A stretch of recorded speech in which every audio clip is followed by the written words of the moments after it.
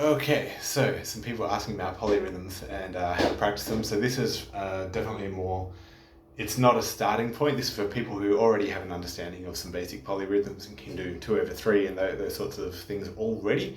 So this is not necessarily a beginner video, but more of an intermediate to, I suppose, more advanced in a sense. It's like entry-level advanced, if that makes sense. Anyway, so let's say we've got a metronome in 3/4, and I've got that on at 80 beats per minute, something really slow, really chill. These exercises get get difficult very quickly when you start adding in different nested polyrhythms. Every added layer requires a ton more sort of concentration.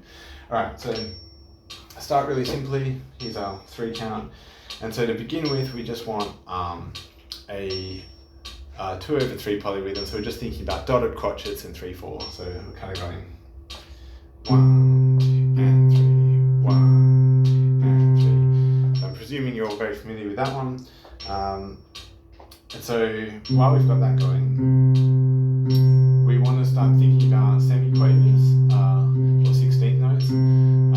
So we're going like 1, 2, 3, 4, 1, 2, 3, 4, 1, 2, 3, 4, 1, 2, 3, 4, 1, 2, 3, 4, 1, 2, 3, 4, 1, 2, 3, 4, 1, 2, 3, 4, 1, 2, 3, 4, 1, 2, 3, 4, 1. So we've got that like constant count going on. Now from that, we're going to count to 5 or accent every 5th one. So instead of just going like 1, 2, 3, 4, 1, 2, 3, 4, we're going to start going 1, 2, 3, 4, 5, 1, 2, 3, 4, 5, 1, 2, 3, 4, 5, 1, 2, 3, 4, 5, 1, 2, 3, 4, 5, 1, 2, 3, 4, 5, 1, 2, 3, 4, 5, 1, 2, 3, 4, 5, 1, 2, 3, 4, 5, 1, 2, 3. So it's the same speed, we're still just 16th notes, but now we're grouping them in 5. Another way to think of this is just accenting. So you can just count to 4 instead of counting to 5. You just count to 4 like you would normal semiquavers.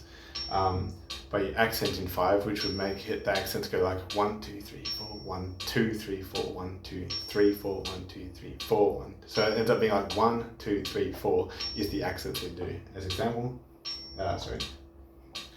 1, 2, 3, 4, 1, 2, 3, 4, 1, 2, 3, 4, 1, 2, 3, 4, 1, 2, 3, 4, 1, 2, 3, 4, 1, 2, 3, 4, etc. I think I just messed up the last one, but you get the idea. So that's kind of what we're thinking about.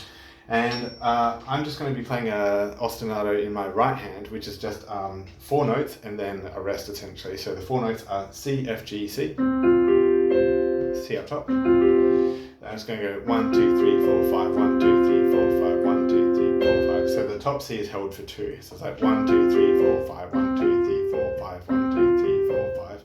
So that 5 is kind of, you could think of it as a rest or a tie or whatever, as long as we have that like 5 grouping feel to it. So then we start putting them together. 1, 2.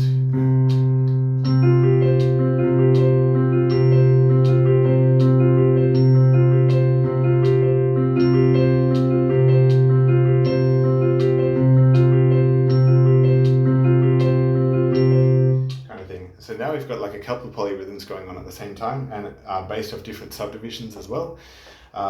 If we wanted to get quite a bit crazier, which I'm not going to try right this minute, is doing something of like, essentially we've got 2 rhythms which lock into the semi-quaver pulse ultimately, but we could have 1 rhythm locking into the triplet pulse, triplet quaver pulse or something like that, which would throw everything out at another level of complexity.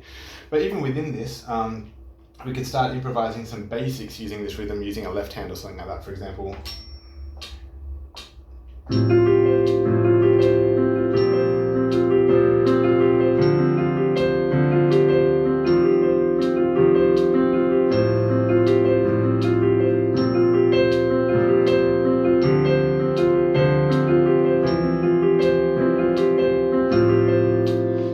So then the goal there is just to try and make it sound not just like some rhythmic exercise, which of course it is, but we also want to try and make it sound musical somehow, because when you start playing around with melodies or adding chords or something like that, then the next level of coordination, of course, is to bring in all of that expressiveness, because we want it to sound musical and nice and lovely, or nice and powerful, or nice and emotional somehow, whether it's angry, sad, happy, doesn't matter.